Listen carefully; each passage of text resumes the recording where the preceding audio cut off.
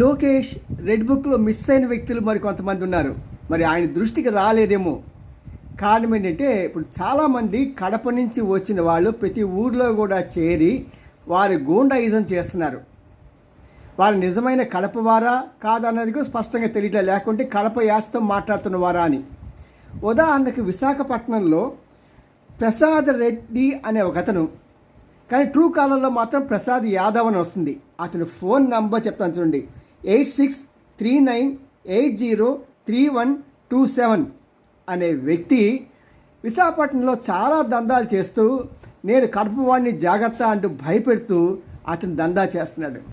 అలాగే ఇక్కడితో ఆగలేదు, అతను కృష్ణా జిల్లాలో కూడా చాలా భారీ దందాలు చేస్తున్న సంగతి తెలిసింది. ఇలాగ చాలామంది ఈ కడప నుంచి వచ్చిన వాళ్ళు దందాలు చేస్తున్నారు. వారందరినీ కూడా ఏరివేయవలసిన అవసరం ప్రభుత్వానికి ఉంది. వెంటనే లోకేష్ గుర్తించి ఇలాంటి వెధవలందరినీ